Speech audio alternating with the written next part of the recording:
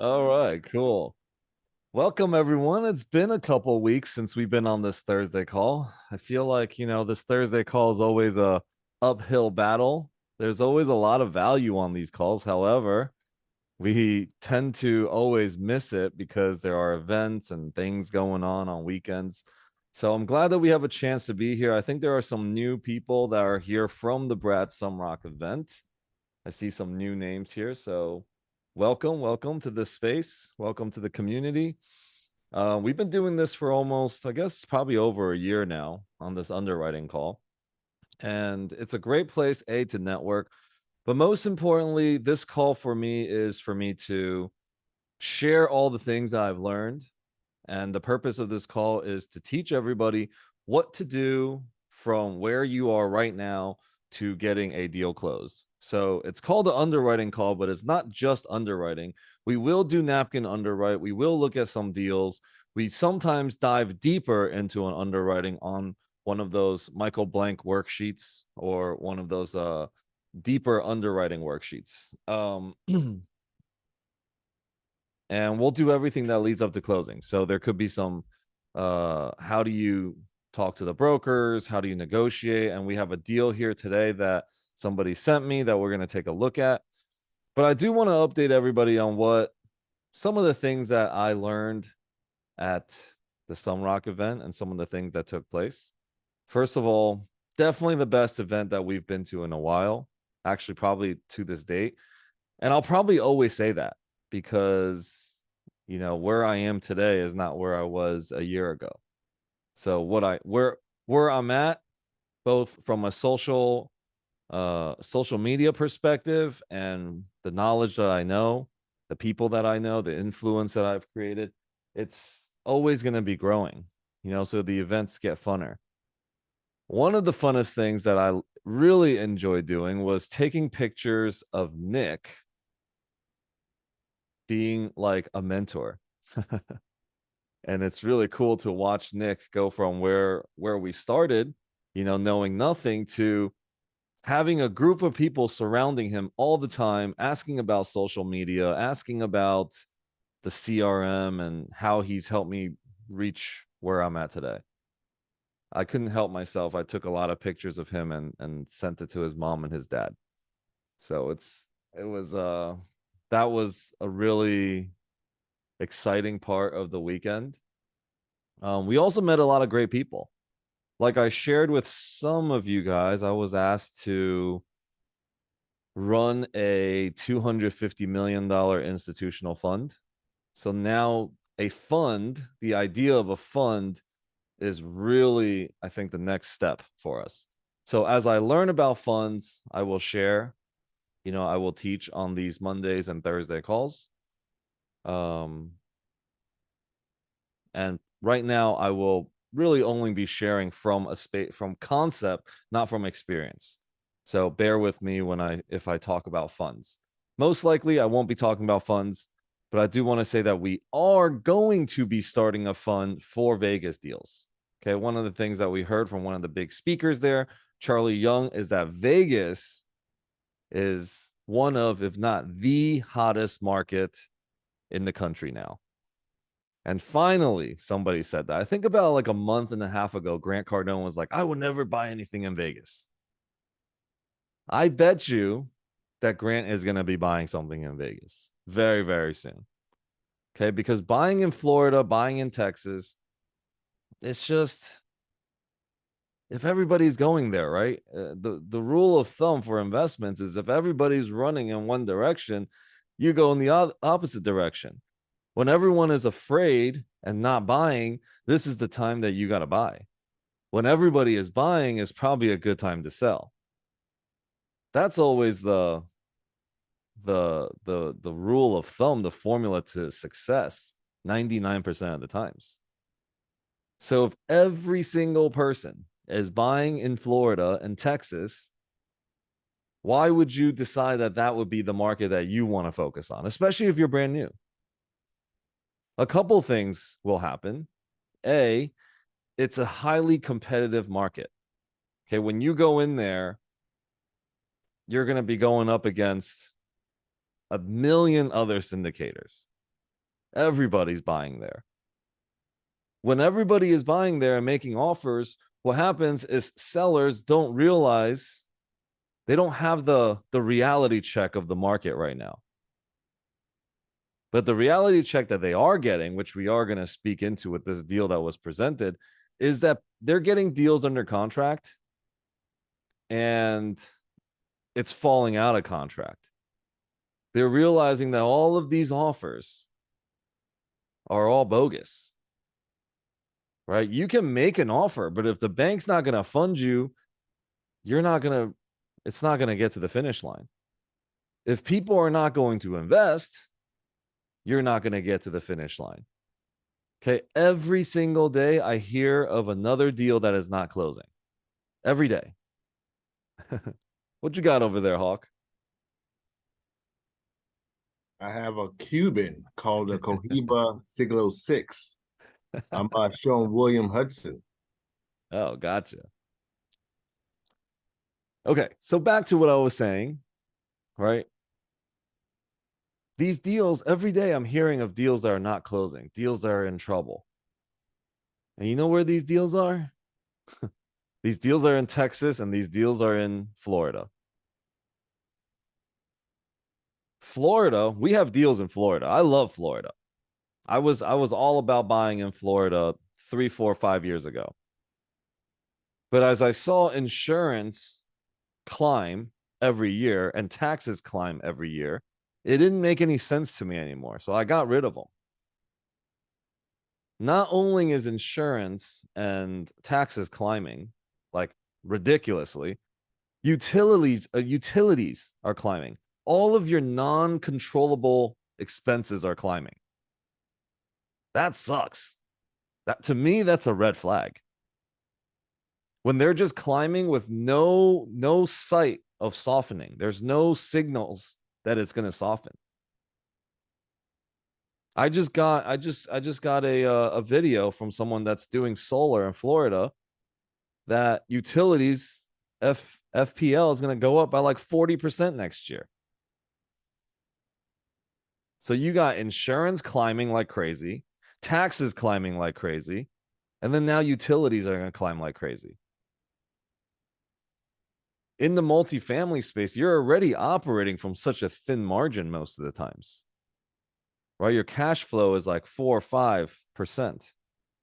Insurance, tax, utilities added onto it, you're going to have no cash flow, right? It's going to be a problem. The same thing is happening in Texas. You have all the insurance companies backing out of there. Yeah. And so Vegas, I mean, I'm speaking about Vegas. I might be biased, but I'm always in the right market for some reason. Because I'm not like in resistance and I'm also not committed to being right about certain markets. I come over to Vegas. My buddy tells me while I'm investing in Florida, hey, you should buy something in Vegas. I'm like, okay. The same 395,000 that I bought in Florida versus in Vegas, my utility bill, my insurance and taxes were close to 20 grand together on a $395,000 house that was by the water. This another $375,000 house in Vegas had $2,000 insurance and taxes. Not even. Okay, I just renewed my taxes, my insurance for one of our houses. That's probably close to 500 in value. $875 a year insurance. 10x, 10x the difference. That property that I had by the water, that duplex, Jen is also here too. She's my neighbor. The insurance on that property is very close, if not more, than the $5 million 30 unit that we're buying in Vegas. Like it's almost a no-brainer if you think about it, right? As Vegas is a market that is climbing and you have insurance that is 10x less, you have taxes that is 10x less, a non-income, there's no income tax Vegas is now number one in migration. Now, I'm speaking a lot about Vegas right now because I want you guys to know I want everybody to start investing in Vegas. Vegas needs it. One of the letter that I wrote to the Tony Shea family is about community and bringing people to Vegas. That when people come to Vegas, they're not only here to gamble and drink and to release anymore, they're also going to leave with a sense of like, whoa, like I got to experience community over there. I got to experience excellence over there. You know, people always being the best that they can, the best food, the best performance, the best entertainment. And Vegas, you know, I asked Brad this weekend, Brad Sumrock this weekend, I'm like, what do you think about Vegas? He's like, you know, Vegas always has its ups and downs in the cycles. When something happens in the market, Vegas goes down quick because when people don't have money, they don't have money to go and gamble, which was Vegas's main gig. But now Vegas is becoming the entertainment and the sports center of the country. People are no longer just coming here to visit, people are living here. Number one by far, searched, single family house searched city in the country by far. That means everyone wants to move to Vegas. There's a huge shortage of housing here. They need a lot of multifamily to be built. Okay, that big multifamily that was almost done that got burnt down, 600 something units. That's a shame, but that also presents more opportunities for us. Okay, so yeah, just wanted to talk about Vegas a little bit and that it was brought up. Okay. Yeah, and then you got a professional football team. Oh, and they also just said that the Bright Line going from LA to Vegas is now approved, $12 billion privately funded. They also have a piece of land next to the NBA stadium that is going to be built right there. So people are going to be able to get from LA to Vegas in 2 hours, 200-mile-per-hour train. So this is the time. Okay. And we're going to start a fund in Vegas. We have an offer in on a hotel. We have a deal that we're going to be closing any day now. The bank is going to tell us what day the closing is going to be. Okay. It's in Freddie Mac's got it. They're going through it. Yeah. Perfect timing for Vegas. And we have a pretty short period of time. This is what we also learned this weekend is that institutions are pencils down right now. Okay. Anybody that was at the AIMNACON event heard this. Institutions are pencils down. We have a period of time where we can get deals without the interruption of institutions. We can take down deals as a team, collaborating, that the average person can come together and buy deals that are normally not available to us. That's what's available. Funds are closing. Loans are coming due. It's like the perfect storm for us to actually invest, yet everybody is so scared. And as you know, if you're on this call and you're hearing this, what can you do to move the needle for yourself to prepare yourself to be in the game now?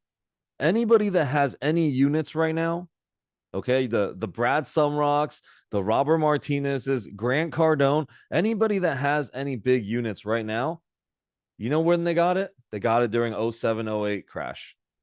They got in during that time. They were able to 2x, 4x, 10x their investors' money during that time because they bought then. Right? I think Robert has he had like a 150 unit apartment building that he bought for $1.2 million. Think about that. That's insane. Insane. And back then they were saying that was expensive. What is that? Like 10K a door? Out of control.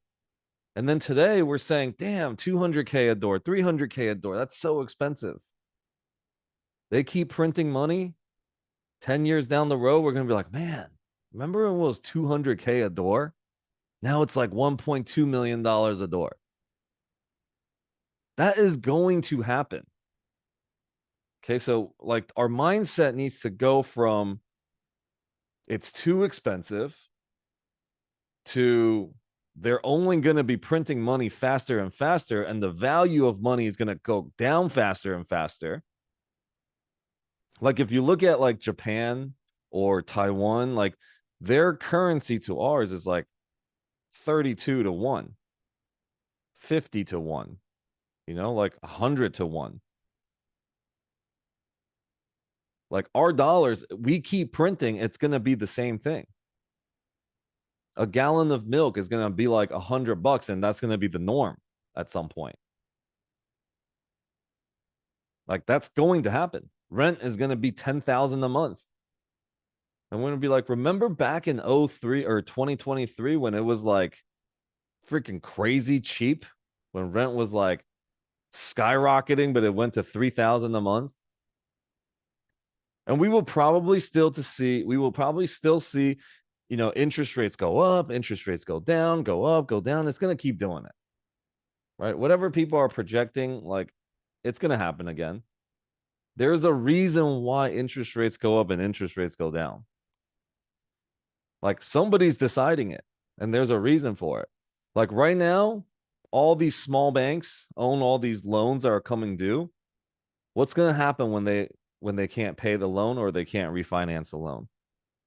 All these little banks are going to be gobbled up by big banks. I'm going a little bit into conspiracy right now, but that's what's going to happen. If you're the Federal Reserve, do you want to sit at the table with 1,000 banks, or do you want to sit at the table with 10 banks? Same thing. Do you want 1,000 investors in your deal, or do you just want like 10? If we had the choice, it would be 10. I just want 10. Okay, so that's just some context, some perspective of what's going on. I want to give you guys a minute to, if you want to like introduce yourself, if you have any questions, if you have any thoughts. Does anybody want to share anything in this moment? Feel compelled to say anything. I'm gonna pull up something else while you guys do that.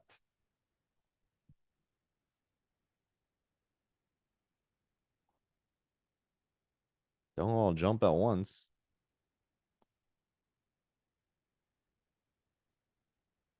Here's an invitation. An invitation is whenever you have the opportunity to speak or ask questions, you should do so. Because it's a chance that everybody gets to see you. Everybody will be like, oh, that's the person that spoke. That's the person that asked the question. There you go. Go ahead, Frazier. What's up, brother?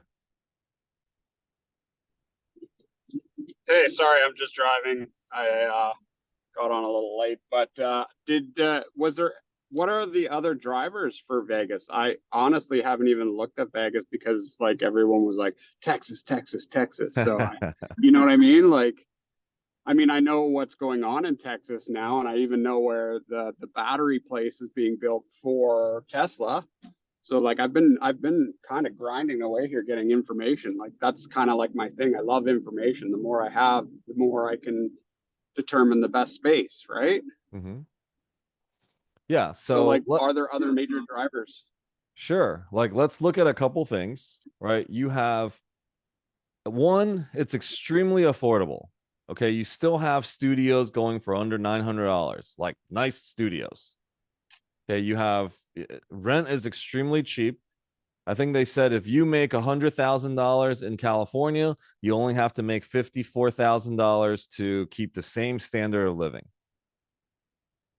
So, one, affordability.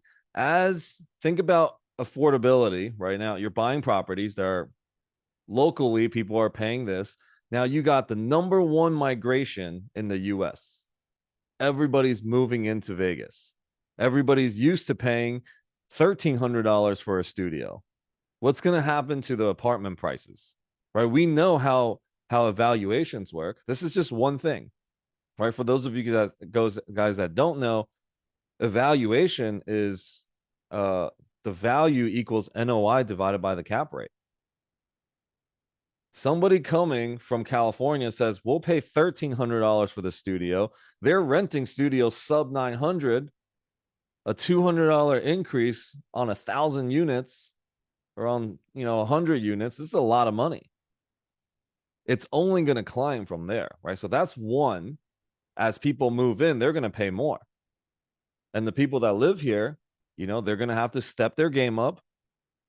And they will, because as those people move their companies in, tech companies, they're going to provide more jobs. Okay, every person that comes that lived in New York or lived in California, they're not gonna do their own laundry. They're not gonna wash their own cars. So it's gonna provide more opportunities for work. Like it's gonna trickle down as the people come in, and as rent becomes more expensive, those job pays are gonna get higher, right? Because that's just there's a invisible hand that guides this to happen. So what's going to happen is you're going to have Vegas. It's going to increase in living. I mean, this should have been the sign. It's been the sign forever. You get affordable living in state of the art, world class amenities. Right? Like you get to live by the best things in the world, the best shows, the best restaurants, just the best everything, and it's affordable. It's only a matter of time when that changes. Okay, so now everybody's coming here. It's starting to change. That's one factor. Two, there's no state income tax. Of course, everybody's going to come here. Three, insurance and taxes are like one of the lowest in the country. There's never anything happening here. There's no hurricanes, even though Hurricane Hillary actually came by here. That's like the first hurricane in a while. So Vegas just kind of has everything going for it. You got the Oakland A's coming to Vegas. You got Hollywood 2.0 coming to Vegas. Mark Wahlberg creating like film campuses and all of that. Disney pledging $2 billion of filming in Vegas. You got Formula One signing a 10-year contract to be here. They're building a big building. The NBA, now Vegas is getting awarded an NBA team. See, these are the things that create loyalty in the city. Like, how crazy, how nuts everyone here is about the WNBA team, the Aces. They train the WNBA team, the Aces train in the facility that is better than any other WNBA team in the country. They train in facilities that the men train in, and they have the best players. They got like 4 of the best players in the league. They're destroying other teams. Like it's crazy. When I went to the game, it was like going to an NBA game. It was out of control. It was packed out, fire and flames and things flying everywhere. They just got to be the best. So it's entertainment. You got what else is coming? Yeah, the culture change. All of that is changing here. It's gonna be one of the biggest shifts. There is no other city in the country that is having this much happen. So okay, Hawk, go ahead. No, I just wanted to introduce Losha. She's new to multifamily. I vowed to her that I would introduce her to as many communities as possible, but she was listening. She's at her son's game, but she didn't have her camera on. You see her at the bottom, but I want her to soak as much as she can in and just take it in. She owns a few residential and a few multi-units, very small, but I think she wants to, kind of get into the big space that we're in, getting, 20, 30, 40, 100 unit properties. So welcome, Losha, and this is the Legends Equity Group. Welcome. Awesome. Welcome. Well, there's a lot of people on here and they don't know who the Legends Equity Group is. So I just want to share a little bit, and I often start whenever I do a little spiel about who we are, because most of the times people are like, oh, our group is this and we do multifamily and we do syndication. It's the same things over and over and over again. It's like, can we find another group that's doing the same thing? I'll just share a little story of who we are. All right. So, and this is what I say all the time, because this inspires me and keeps me in the vision of what Legends Equity Group is. So 2 billion people on the planet. Okay, people, some of you guys have heard this before. A quarter of the world's population make less than $2 a day. $2 a day. How would you feel if you made $2 a day? So as you kind of think about that, our vision in our group, like we're not just a real estate firm. We're not just a movement. We're more than a community, but we're actually an idea. We're an ideology, let's call it. And we're more, it's more than just investing in properties, but we always say it's a return on relationships, or we focus so much on relationships. And the 2 billion people on this planet, that's a quarter of the planet. They live like in such poverty. This weekend, Brad was actually sharing with us that when he would drive, like when he was in Africa, and they would be driving down this road. They're the only car on the road, but there would be hundreds of people walking with baskets on their head. They have to walk an hour just to get water so that they can have water at home to like do whatever they need with the water. And they're carrying it on their head. And then they got these guys with bikes that have like flat tires carrying like things that are 10 feet high strapped to the bike, and they're just pushing it. That's how a quarter of the population is living. How insane, right? And it's not because they're scarce. It's because advanced nations like the United States is scarce. We are in scarcity, that we would even allow that to exist. I read a statistics online that said $40 billion a year, world hunger and poverty would end by 2030. In 7 years, we can end world hunger if we spend $40 billion a year. And like 300 more, there's more people than the population of the United States that are in extreme hunger right now, like about to die. And every single company on the Fortune 500 can end world hunger right now. Every single one of them. Our government can end it. Everybody can end it. So why do we let this exist? It's because we live in scarcity. There is a lack of like collective social responsibility. And so Legends is an interruption to this. Our goal is to create the 2%. The 2% is, there's a book called The Critical Mass, The Tipping Point. If 2% of the population in the world has an idea, the rest of the world will follow suit. Okay, they don't even got to be taught. We don't have to go against the government. We don't have to go against the institutions. We just need 2% of the population to say, yeah, poverty shouldn't exist. And immediately that would happen. So that's called the tipping point. I strongly believe in that. And I am committed to creating that. There are so many people out there creating it. Tony Robbins is creating it. Jim Rohn's been doing it. All these guys been teaching this for so long, wanting to impact the world in this way. That it isn't about the money, it's about the people. There's a lot of people out there. Legends is just another form of that same thing. We are contributing to becoming that 2% of the world. So everybody that is here now, you've heard this message. It is a calling. And, it's up to you to be like, should I do nothing about it? Or do I do something about it? And it comes to each one of us individually recognizing that we are part of a global community, not just ourselves. It's not just about us. It's not just about our family.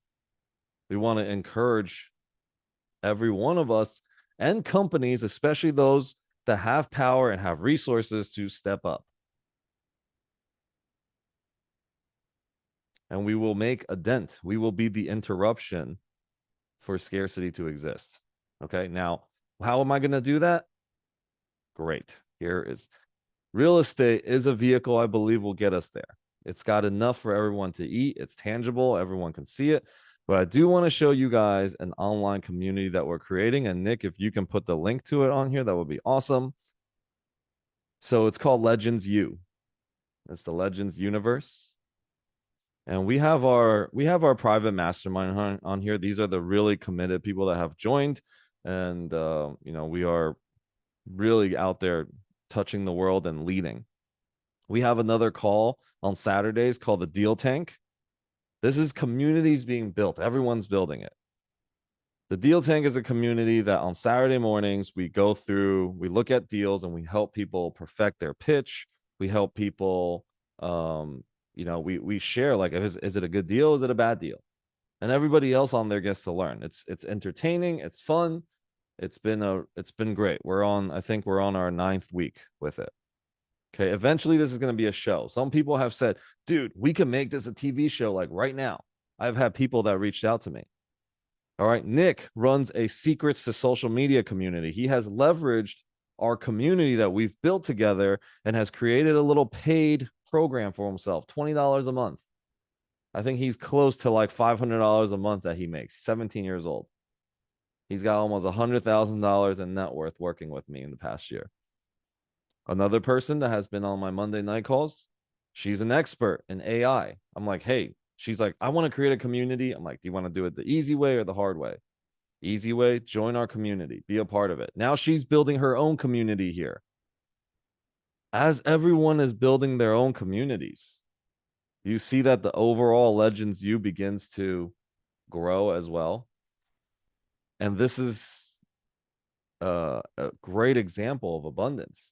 As I build up my community and you build up your community and Nick builds up his community, there's going to be cross-pollination happening. When this becomes 5,000, 10,000, 320,000, 1.6 million, 100 million people in this community, what would like everything look like in here? Like who can't we go up against? Not that we want to go up against anybody, but if we had a community of 160 million people, do you think Blackstone can even touch us? That we can't go up against them in properties? All right, so it's about collaboration. So this is there's a lot of resources in here. There's a lot of different communities. I teach another class called Clarity Catalyst that's also coming out. Our Legends Impact Summit is here for free for everybody. So there's a lot of free things. There's a fit community that's growing, and we're at close to 200 people right now. Our goal is to be at 400 by October 1st. So join it, share it. And then I'm running a multifamily mastery course starting on Tuesday next week. It's $500 for 2 people. You can come with a buddy, right? And it's for 12 weeks. And you're going to learn everything I know about multifamily, about social media. And there's a great group. And the best thing about it is that we were working on it all day today. Is we're creating a white label version for people, which is the best thing. Like you can take what you learn and you can now go teach it. Everyone in Legends in our Legends group can attest to this, is that I teach people to teach. And Nick isn't here, so I'm going to have to post this myself. Because Nick takes forever to eat. All right, we'll post it. This is the way to just be a part of it and join it and explore our community. All right, and yeah, super, super cool. And if you want to be a part of that, multifamily mastermind mastery course, here is also the link to it too. All right, so enough of promoting myself, but thank you, Hawk, for starting that conversation. I'm always very inspired when I share that, when I get to share vision. So thank you everybody for listening and to be a part of it. Now it's a calling. Every one of us gets to look at how we live our life, how we are in relationship with people. When somebody asks us for help, when you see a homeless person on the street, are you able to just shut off and walk by? You know, are you able to disconnect from our natural human connection and compassion? It starts there. You know, it starts with what we do at home and how we are. So, okay. Wow, that was a lot. Sorry, guys. I'm going to go into any questions, thoughts? All right. Well, yes. Hey, Jay, did you want to say something? Yeah. So you basically iterated what I was about to say, but I feel that what you're doing in Vegas is in the people, the community that you're creating. I was in Vegas about a year ago, and the ones that use they're trying to pass legislation so that people don't have to pay the resort fees because I see the number of actual casinos in certain hotels going away and them being focused and concentrated in some bigger hotels. So that I see that changing, but I'm not I think I'm not maybe you realize, maybe you don't, the impact that you're having with who is being attracted to Vegas and how you have put an infrastructure or place in place where you're building an infrastructure to actually be the leverage or the levering arm of what can change that culture, because you're there, because you see all these things. You're not only in the forest, but you can also, you have the 50,000 foot view, and you have a vision for Vegas without being political. And you hit the nail on the head with being a contender for BlackRock, because they are going to slowly have their power eroded, or what their asset holdings are redistributed into your projects or things that you are influencing, if not you directly. Hmm. Yeah. Thank you. Thank you for sharing that. And it's reaffirming that this is what this is the right direction. And I'm a people's person. You know, I want to bring people together. I don't want to go anywhere by myself. My wife's always like, "How come you don't like doing anything by yourself?" I'm like, "I just don't." I want to invest with people. I want people to become financially free with me. Right? I want to be able to go out and uh and travel with me, you know, all of that. So, okay. Uh any other thoughts, questions? Thank you, Jay, for sharing. And thank you for always being here supporting. You know, it feels really good to be seen and be heard. So appreciate you. Go ahead, Frazier.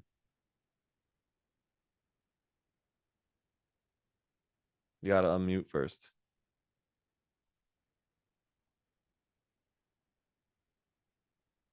You're muted, bro. Sorry about that. I was saying I had another question. It's something that myself and my friend Deborah are very passionate about, but we don't know enough about the United States to kind of make it happen. So we'll get there eventually, but we're one of our big concerns is affordable housing, because we see what's happening even in Canada, and it's unbelievable. It's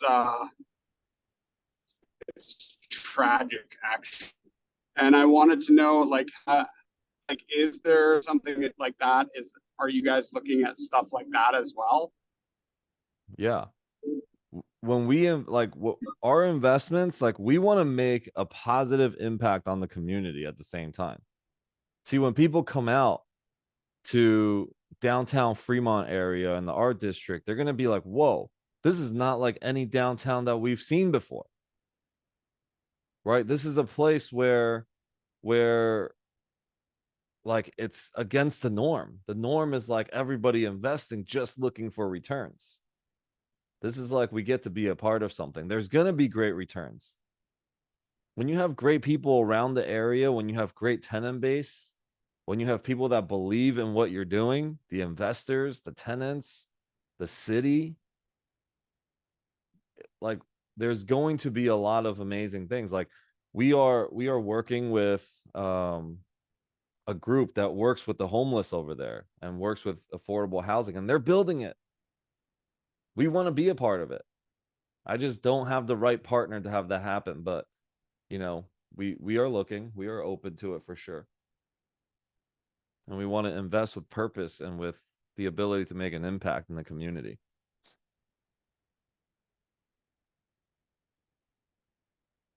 Kalina, hey, yay, you're sharing. Hi. Hi, Alex. Welcome back. It was a great experience attending, even virtually, the Brad Sumrock event. But I wanted to kind of segue on what Fraser said about affordable housing, and just bring to your attention, as you were saying now, Florida is becoming saturated with a lot of investors, and the attention is on Florida and Texas, while Las Vegas offers much more affordable housing.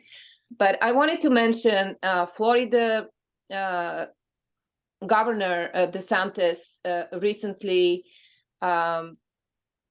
enacted act is called Live Local Act, which exactly addresses the affordable housing, giving the option for developers to work and develop in areas that before were designated as single family homes only.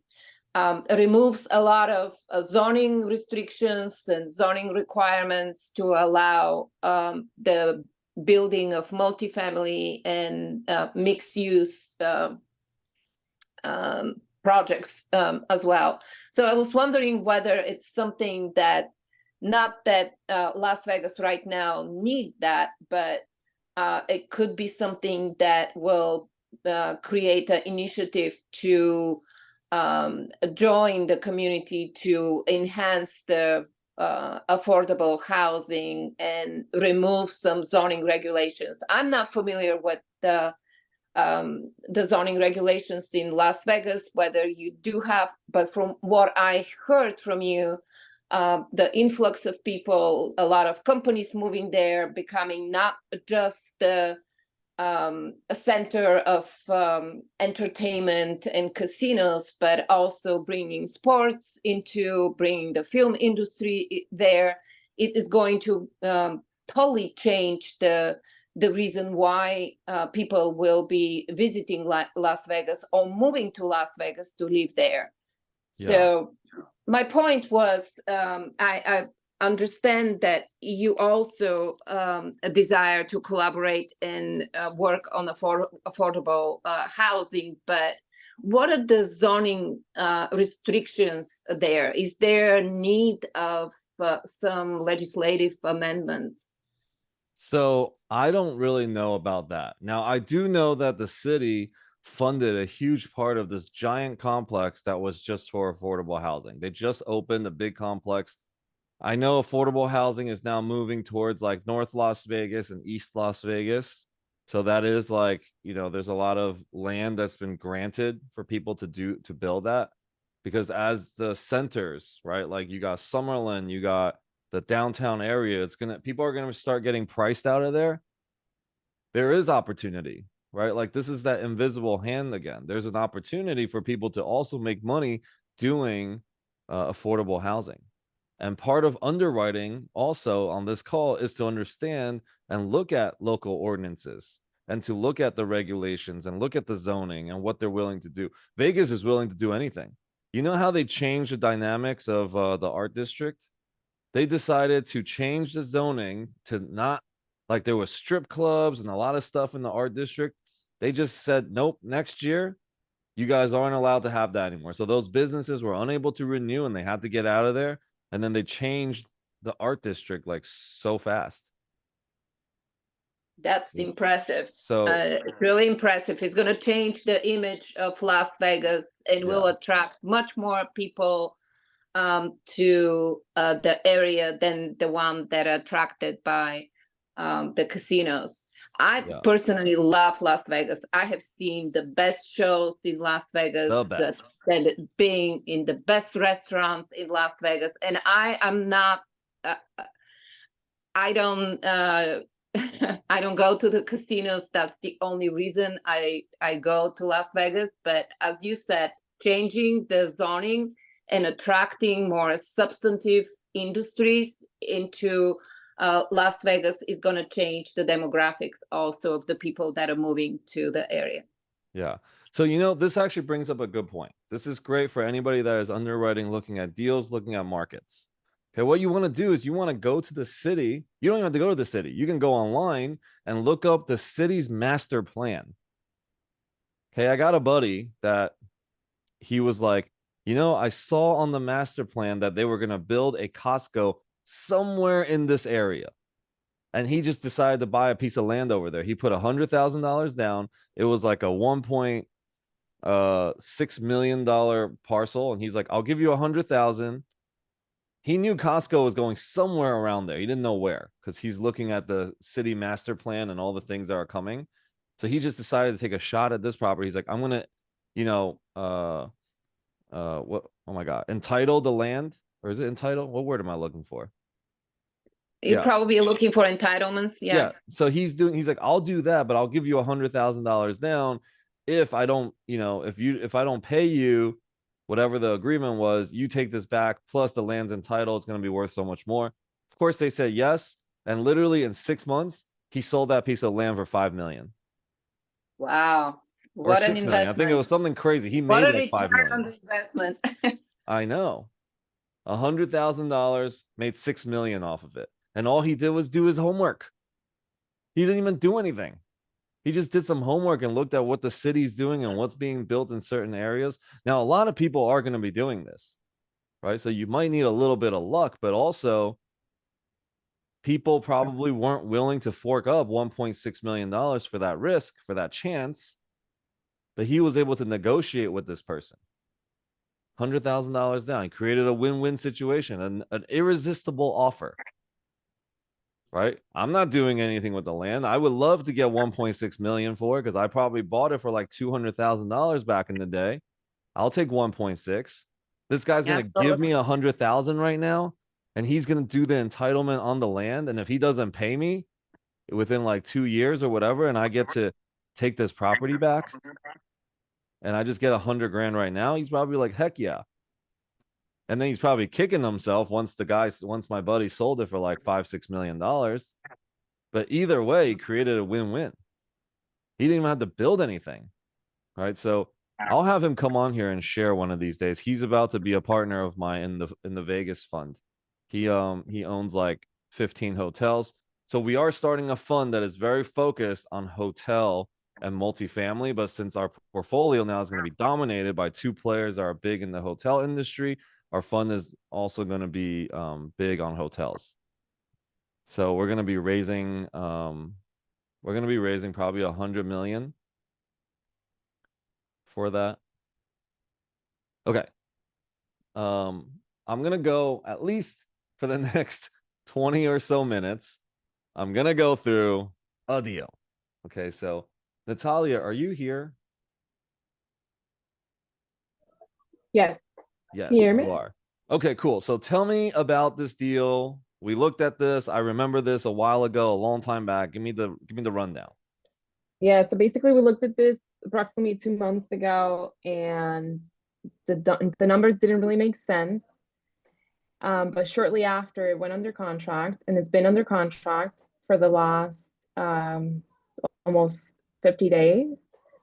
And I recently got an email from Jesse, the broker, that said that the property is back on the market. And so exactly what you were saying earlier about properties going under contract, and then so the buyers asked for an extension, and the seller, or so this is what I was told by the broker, right? That the seller is not willing to grant that extension, which is interesting. And because if I were the seller, I'd just grant the extension and have a deal closed. So I don't really know if that's true or not. So now it's back on the market. I spoke with the broker today, and he said that it's like an opportune moment they are not, I tried to get the whisper price, but I didn't get any numbers from him. Not much information other than the fact that they are very interested in selling. They want to sell, but they're not going to take any lowball offers. We underwrote the deal, and it kind of sort of makes sense at 3.1, and it's listed at for what is it 4.3. for? Yeah. So I wanted to know, and to bring it up for a couple of reasons. And one of them is, in a situation like this, when the numbers look like they look, what would be the next step? Do we just like not pursue it? Do we and the broker did say, when I spoke with him, he said, look over the numbers again and then come back and let me know, give me some feedback, and hopefully we can make something work. So yeah. Okay. Wait, why am I not able to look this up? Is it 7133 Bonita Drive? It's Bonita Drive, but maybe because it has a dash on it. Hold on. It's 7133 dash 7174. Yeah, 7143. Okay, hold on. Let me just see why. So, guys, property radar is something that I use to just kind of look up the property. So some of you guys know that I do this. 7133. 33 dash, maybe with the dash. So Bonita and ITA. what? What's the other one? 7143? Yep, 7143. Okay, here it is. Okay, so right here is on the water. So their loan balance is 2.2 million. See, I always want to know, what do they pay for it? Right? What's the loan balance? They bought it last year in February for 3.1 million. They want to offload it for 4.3 million. They owe 2.2 million on it. Kim Hughes.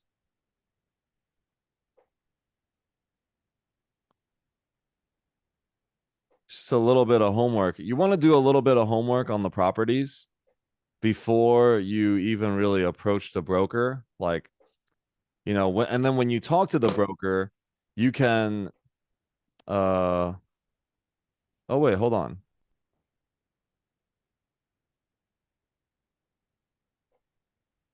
They bought it for 2.795, 2.8 million. So they listed it for sale for 4.6. They withdrew it. It went under contract for 4.35. And now it's back.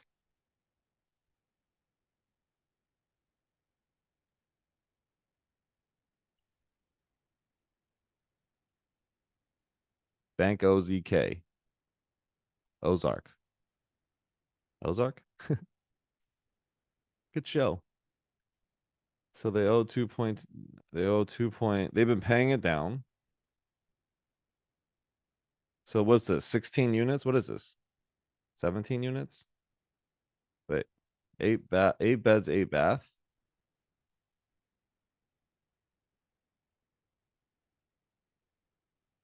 Okay. Well, the main thing is, they owe 2.2. They want 4.3, 17 units. So I'm just gonna go down a little bit and look at this OM. So for those of you guys that are like really new, an OM is the offer memorandum that the broker gives you. Usually it is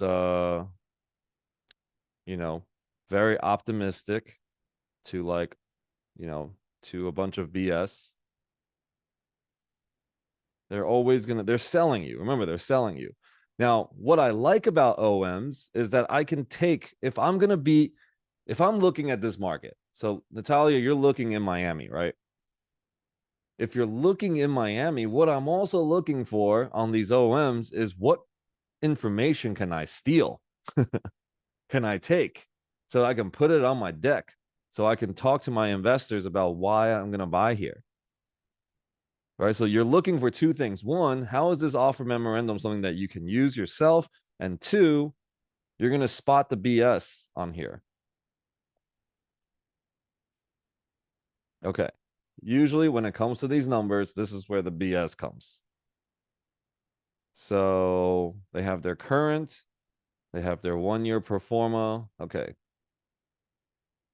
And you would want to know, like, are these actually the prices? So for Natalia, is a 387 square foot studio going for 2,200 in that area, furnished? They're about 15 unfurnished and maybe 17, 18 furnished. So I think 22 it's high. Okay, well, that's 387.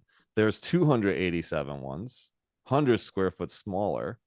They're really small. They're really Yeah, so these tiny. are like the studios in the property that we're buying right now, which is okay. You know, people, it's still nice if you make it nice in there. Man, look at that. Down in Miami, 287 square feet going for 1750. What the?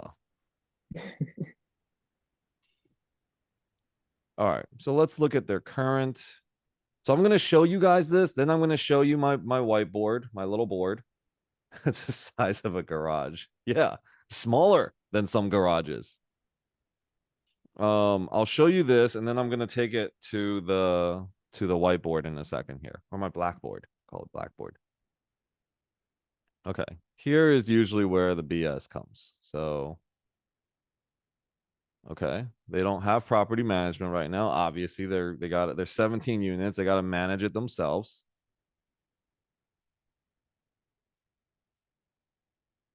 So they're operating at 34.2%. All Florida properties, 50. Maybe we need to be underwriting at 55. With insurance and all this stuff going up, 55 is probably not that far off for this property if you're going to have a property management company. Okay, and they put 4%. This is probably light. Okay, if you're not making $100,000 a month, they're probably going to charge you 6, 7, 8% for property management. Right? If you were Natalia, you do real estate down there. Like, would you collect 4%? Would you charge 4% for property management? No. Yeah. That's $16,000 a year. Like, what are they going to do for you? You know, that you want them to be able to do the bookkeeping, collect the rents, and pay the bills, manage workflows, work orders. Just those four things. Who the hell will work for $16,000 a year for that? All right. So, they're going to figure out ways to add on more fees. They're going to figure out more ways to make more money, which means there is no way that their expense is going to be anywhere near 41%. Guaranteed.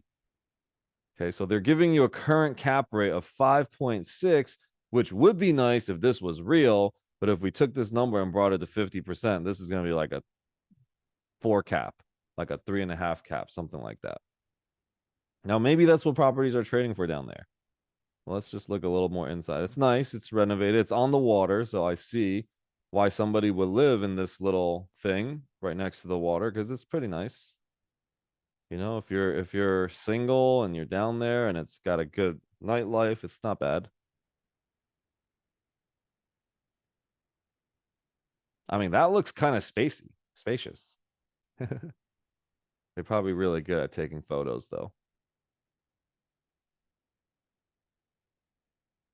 It's cool. I mean, I would love to own this property, but for how much? They got a little washer dryer out there.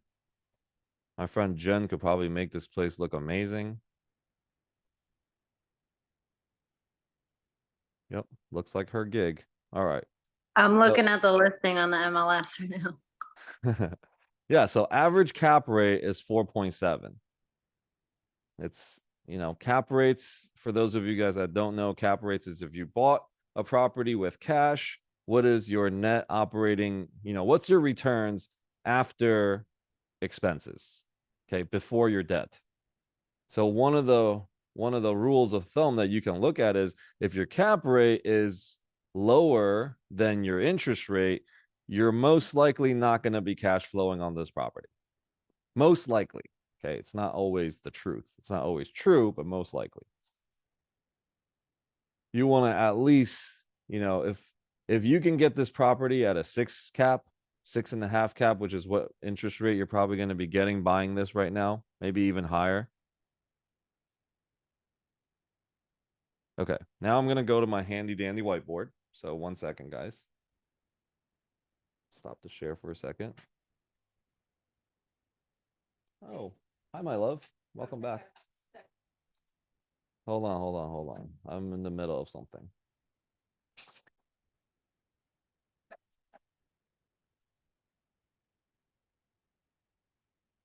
Yeah, I'm on the call. No worries.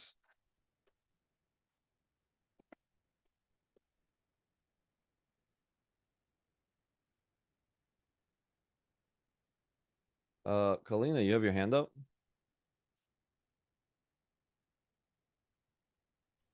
No, I just didn't lower it. Okay. Catherine's Sorry. got her hand up, though.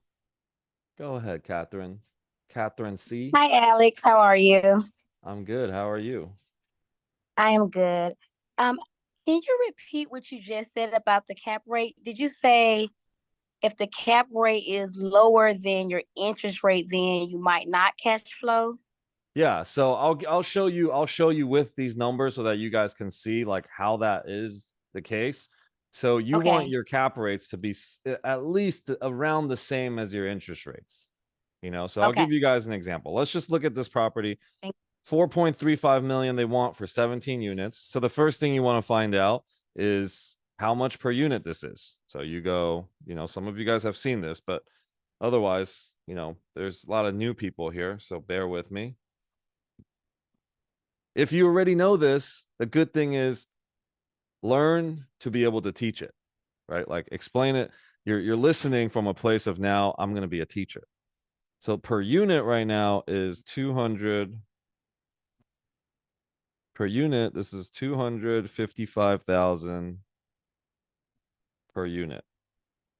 Okay. So first thing you look at, Natalia is going to go and see what are houses, single families going for? What is the comps out there? If somebody was going to go live there, this is for, 200, let's say 300 square feet, right? That's what they're buying. 200.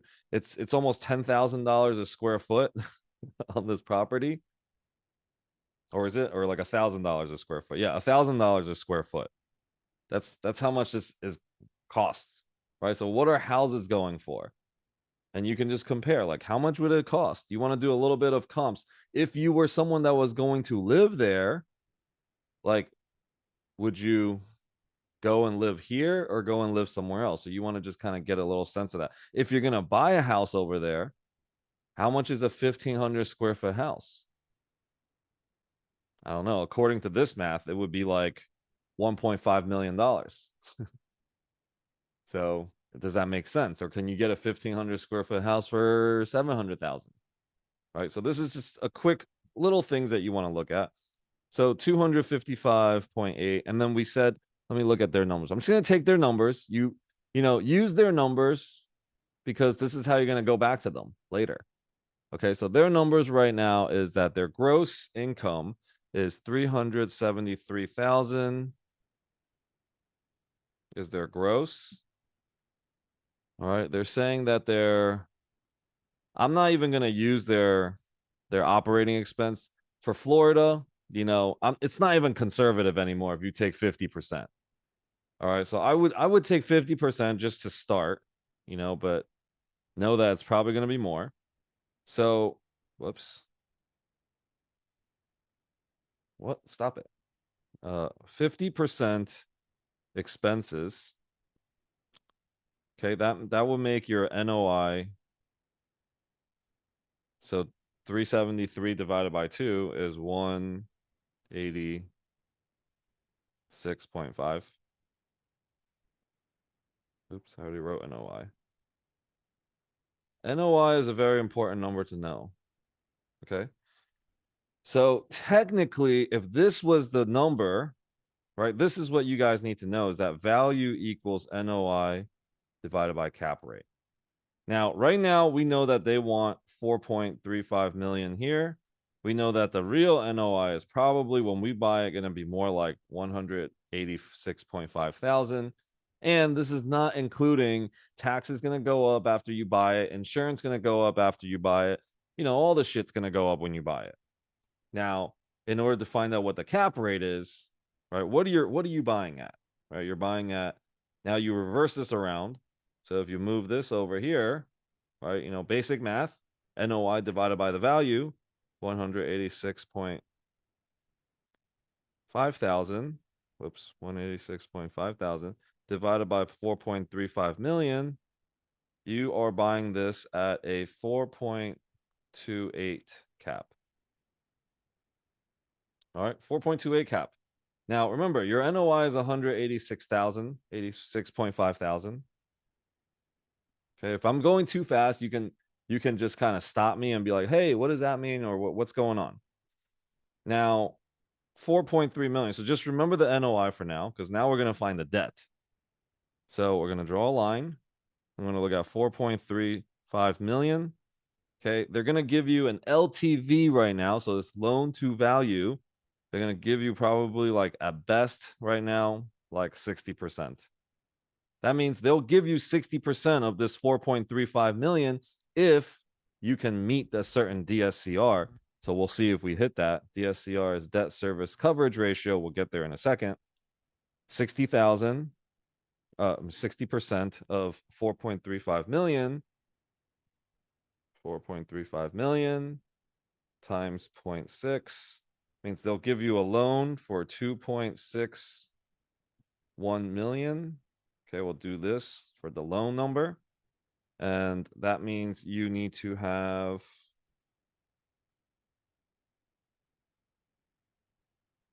come up with your down payment, your DP is 1.74 million.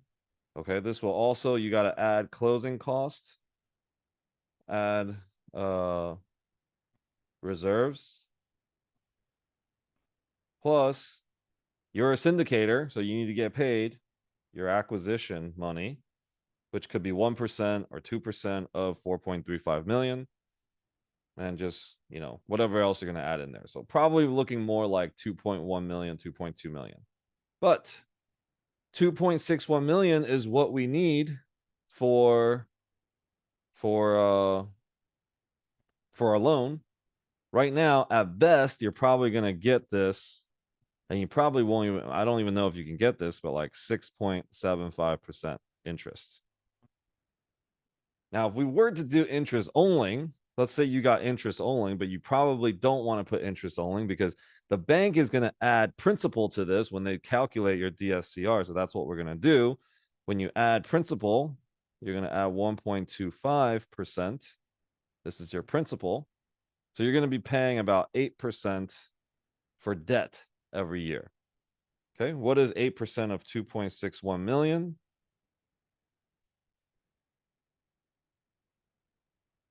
So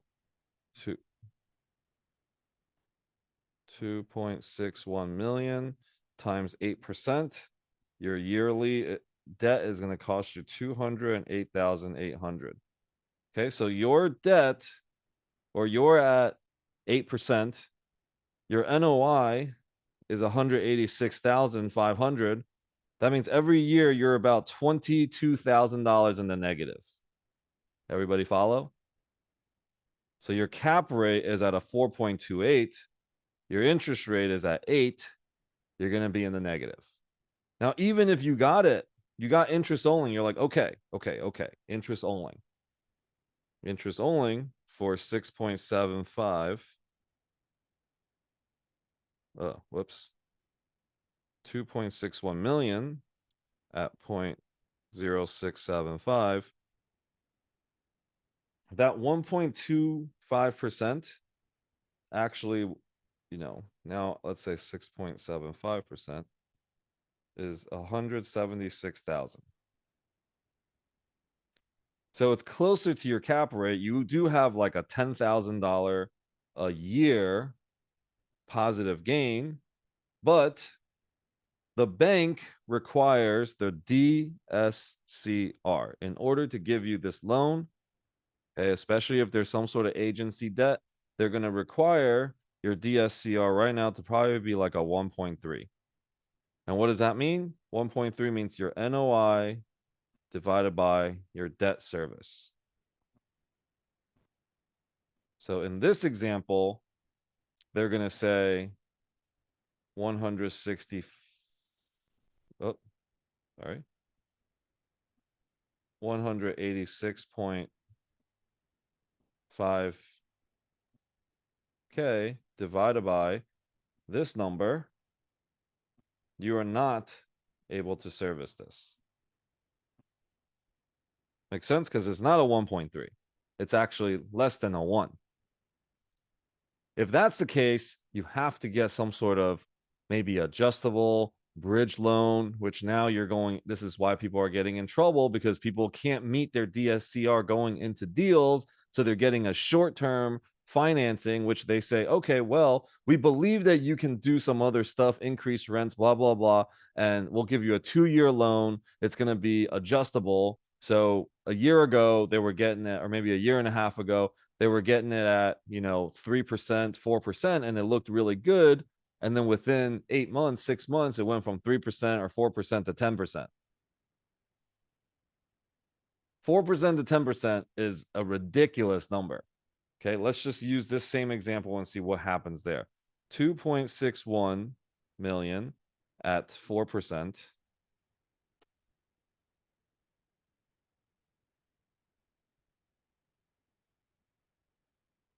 Is 104,400.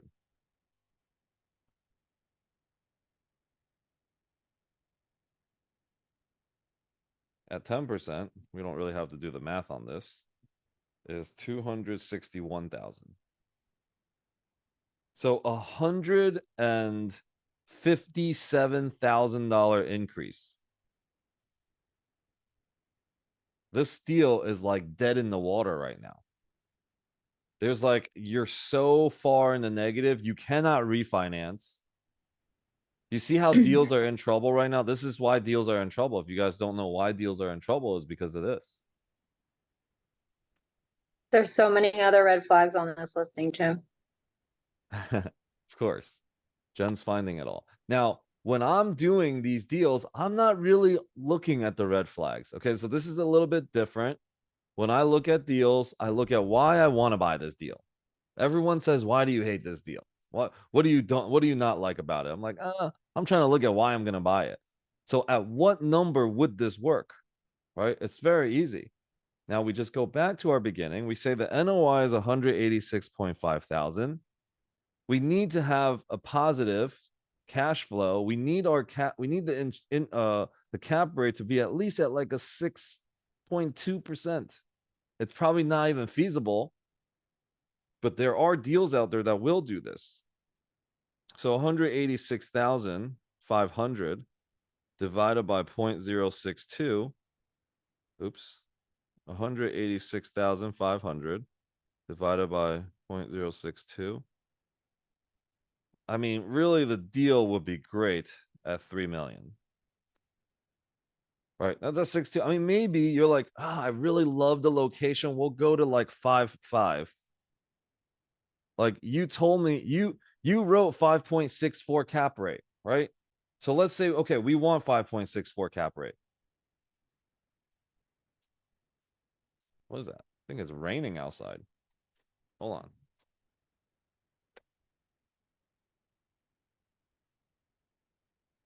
Dude, it's pouring outside. We're in Vegas. It's pouring. That's insane. So let's go back to it. 186,500 divided by 0.0564. Okay, 3.3 million. Will they take 3.3 million? That's the way that this deal will work for you. That's the most you can pay. They paid somewhere around this number because it worked for them. Now, what else can you see here, right? You want to see like, okay, if I can get it at that number, you got to be able to just keep playing with these numbers. You see, like, you don't even want to go into a deeper underwriting if it doesn't make sense on the napkin. This is called the napkin or the back of the envelope, whichever one you want to call. Now, in our course, in the multifamily mastery course, you'll become an expert in this for sure. We'll go frontwards, backwards, sideways, up and down, everywhere. You'll be able to run all these numbers from all different directions. So we got 12 weeks of doing all this stuff. You're going to be with a buddy. And what we want to do is we want to look at as many deals as we can right now. At what number would this deal work? Okay, 3.3 million. Hey, broker, look, the only way this deal works, and you know it, it's not me. I want to buy this deal. I love this deal, but the bank is not going to let me buy it. There's no point of me submitting a 4.3 million, even if I wanted to. They're not going to give you financing on this or seller financing. They owe too much money on it. What can you do? Oh, maybe I can I assume this loan? That's pretty popular right now. If you love the location, then assume the loan. $2.1 million. You got to come up with another 2.2 million and then assume their loan. I'm sure you can make the deal work at that number. Right. So we'll work at all of this. Is all stuff that we will go through the multi-family mastery course. Like, you're going to learn all of this, how to make a deal work. And when you have submitted the 3 different ways that you're like, this is how I can make it work. You guys want it? No? Okay. Archive next. You go through 100 deals like this, you will find one that will make sense. By the time that you find one that makes sense, you would know 100% that you're going to buy this deal because you went through all the math on all the other deals, especially if you're focused in this market. Maybe down the street, maybe this property right here. Okay, down the street, there's another multifamily for sale. You already know all the numbers right here. If this makes sense, you're like, dude, I'm getting this at a 6 cap. This thing down here is selling at a 4.2 cap. I know the numbers are going to work here. Maybe this guy owes like no money because they've owned this thing forever. They didn't buy it last year in 2012 and trying to flip it right now. Like, what a terrible time to try and flip.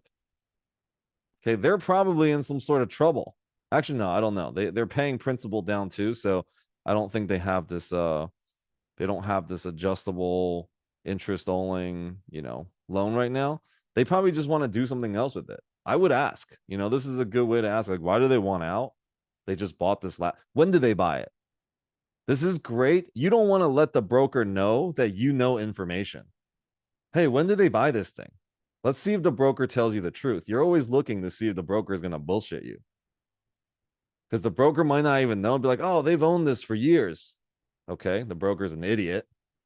Okay, so, these are things that you're playing a game all the time. And we talk about this also in the course, like, how do you negotiate? How do you play this game with them?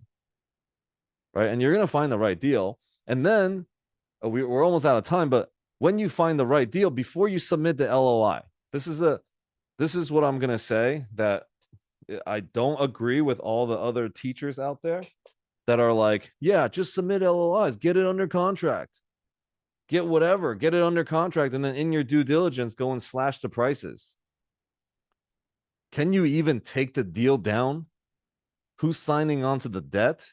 Do you have the EMD to get it under contract? So there's a pre-checklist. This call is actually going to be about the pre-checklist of submitting your LOI. Is who's signing on the debt?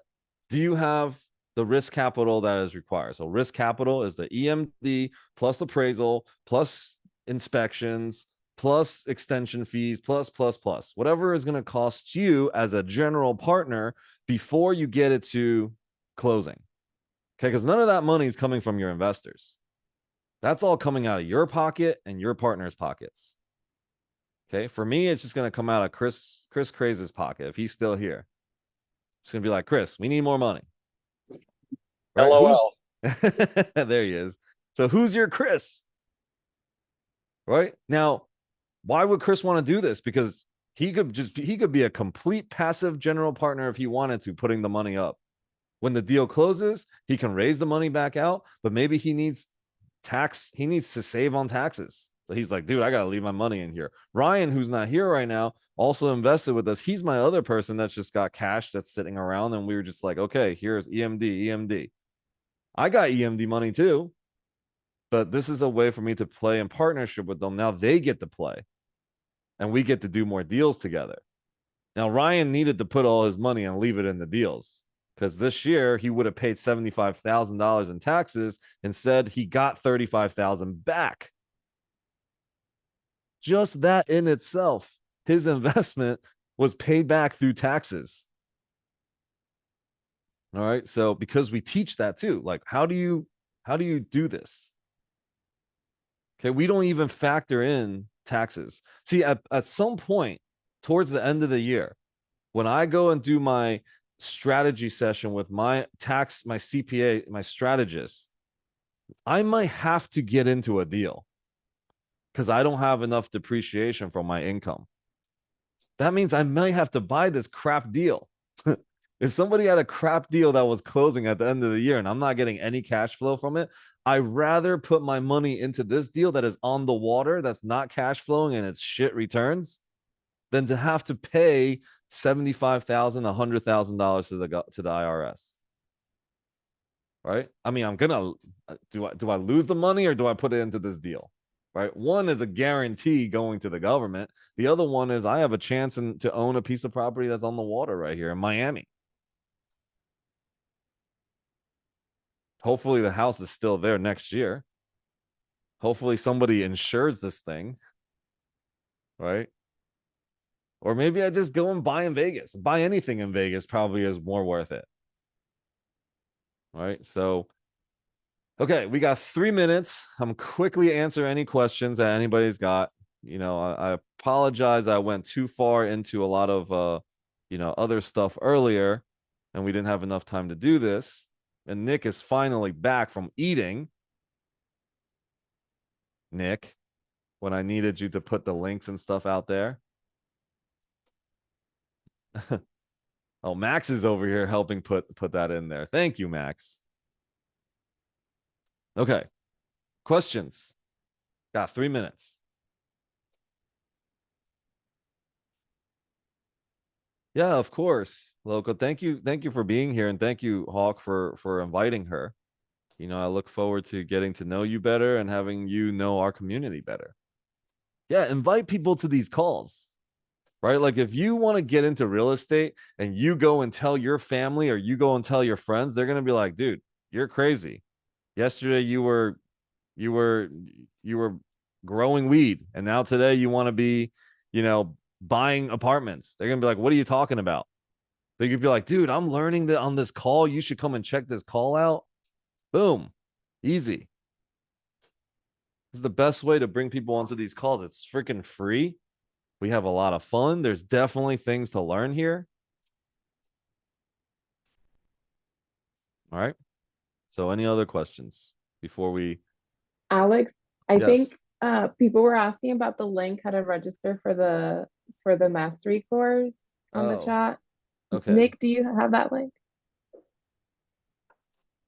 Nick.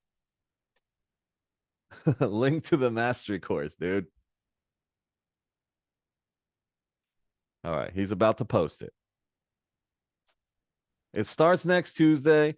This is a one-time thing. I will not be doing a live course like this for 12 weeks again. You guys are my students that we will do this live course, and this thing is going to become pre-recorded after that. You're going to get all the slides to white label. You can put your own brand on it. You can go teach your kids, teach your mom, go start a meetup and have 30 or whatever amount of modules we're going to be sharing with you to just pull anyone. You'd be like, ooh, capital raising. You know what? In my meetup this week, I'm going to be doing capital raising. I just pull this slide, this deck from Alex's course, and you go and rebrand it. Boom. So it's $500, whether you're one person or two. It's better to have a accountability buddy. We've been saying that, but if you can't find an accountability buddy, we have other Legends members that are going to be in there that can also be your accountability buddy. Okay, we'll find you a buddy. Don't worry. But if you bring somebody, that's now $250 a person. So, the ticket is the ticket. Be nice, to bring more people. I just want to touch more lives. Okay, I want more people to be playing in this game, understand the game, because when we look at deals, I'm not trying to screw anybody over. I want you to understand it as much as I do, so what I'm showing you is a great deal. I'm not trying to take advantage of somebody that doesn't know the game. I want you guys all to know the game so that we can play this game together. All right. So that's everything on this call. On Saturday, we have a Deal Tank call. If you go to dealtank.tv or you check it out on our Legends U, it's a great call Saturday morning, 11 Eastern. I bring my buddy who owns 14 hotels and another buddy that owns a bunch of ADUs and does ADUs in California. He will be there as well. Somebody just had their hand up. Who was it?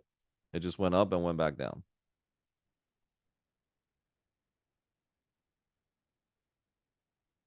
Okay. So that's a great call on Saturdays. And then Mondays, I do a call called Rookie Roundtable. Okay. There's always great speakers on there. It's super cool. Last time we had the call, we had somebody that is involved with Sound of Freedom on there. And the billionaire that funded that movie, I'm actually going to be meeting with him September 16th. He's probably going to end up on our Monday night call at some point as well. So, we've had so many great people on that call. Brad Sumrock's been on it. Robert Martinez been on it. Rock Cleef's been on it. My friend Hala Taha, who's now got a billboard in Times Square for her podcast, was on it twice. A lot of people been on it. Everyone that is on those calls, by the way, are people that I personally have vetted and have a relationship with. Okay. I won't bring anybody onto the call and point you in a direction where I've never met or vetted the person before.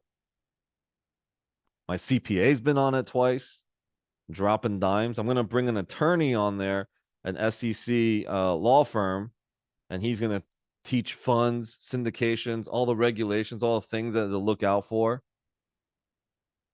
He will come on and share in the near future. So go to alexlovely.com and you can register for all the calls that I do. Hey, how come it's not a link? Anyways. See, when Nick's not paying attention, I got to do things myself. And it turns out to not be the link. Nick. There. HTTPS. That's what I needed. Why? Why we got to do that? All right. Well, you guys all know where to find me. If you go to alexlovely.com/connect, we can actually set up a call. Check it out. My schedule's pretty open next week. Hopefully I provided value today. Hopefully my message about Legends touched your heart today. And go out there. Change the world. Change your relationships. Love on people. And I'll see you guys on Saturday.